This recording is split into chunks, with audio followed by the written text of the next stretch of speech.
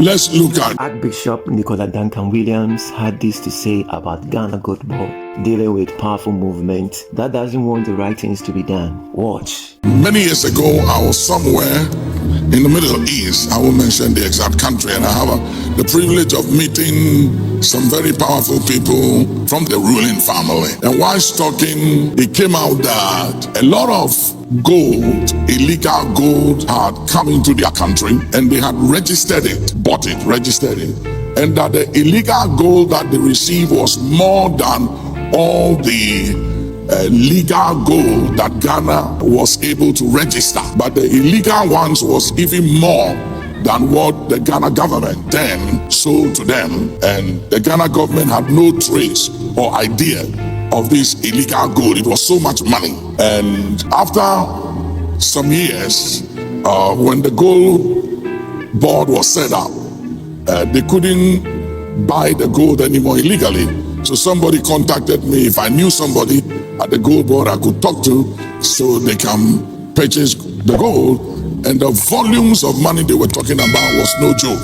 And all that money was going to the illegal gold miners until the board was set up to stop that and to help to regulate it. And it's very, very clear that the illegal miners is like a cartel, a very powerful force to reckon with. And somebody was telling me about certain places in Ghana where you go in the forest, and they have a clinic, a supermarket, and they have filling stations, and a whole city, and armed people in Ghana here in the forest. And it's controlled by illegal miners, and some of them are foreigners. So there's a whole lot going on. A year ago, myself and some few people, with the help of President Obasanjo, who I'm an advisor to, were negotiating with the US government and also looking at how we could intervene in this fight going on in Goma, in the DRC. And President Obasanjo was saying that he was in Goma 1960 over this issue. 1960. Sometime when you see a situation and a conflict and a battle that keeps on reoccurring, and it never comes to an end, no matter military intervention, national security intervention, ammunitions that are brought in, dialogues and talking and gatherings and meeting, it never ends.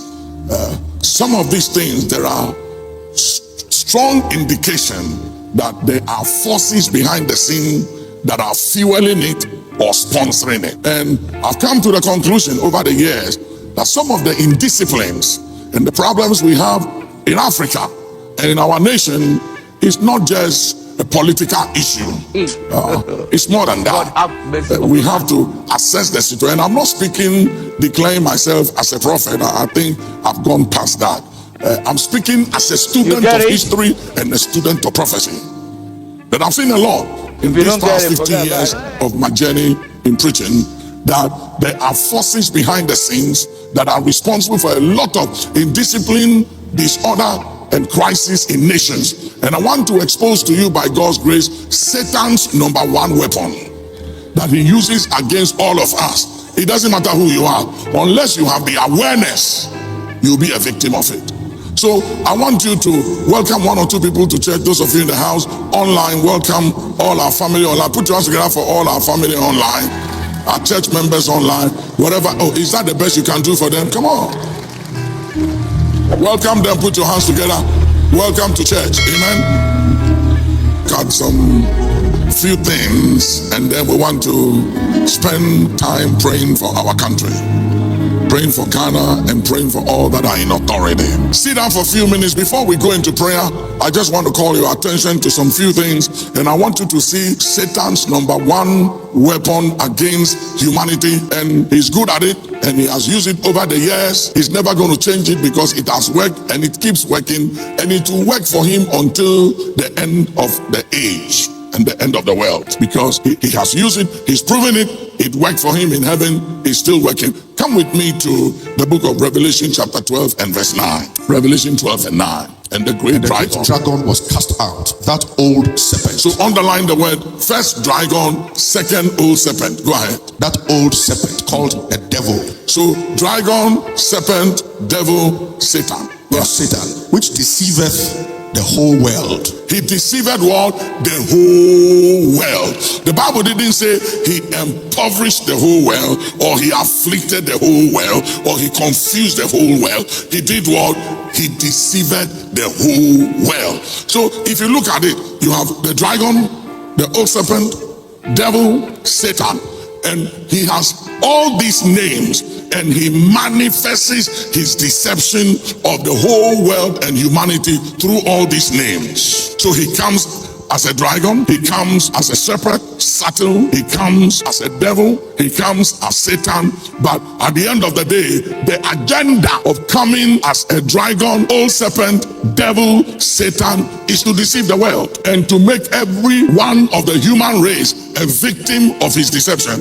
He's a master of it. And if you don't have the awareness, he can fool you, he can deceive, misguide, and mislead you, and you can miss it in life. All right, go ahead. Which deceiveth the whole world. The whole world. He was cast out into the earth, and his angels were cast out with him. Revelation 12:12. Therefore rejoice, ye heavens, and ye that dwell in them. Woe to the inhabitants of the earth and of the sea, for the devil is come down unto you, having great wrath, because he knoweth that he hath but a short time. He knows his time is short. So he's very restless and intentional in doing one thing: deceive the nations, deceive humanity, lie to them through deception.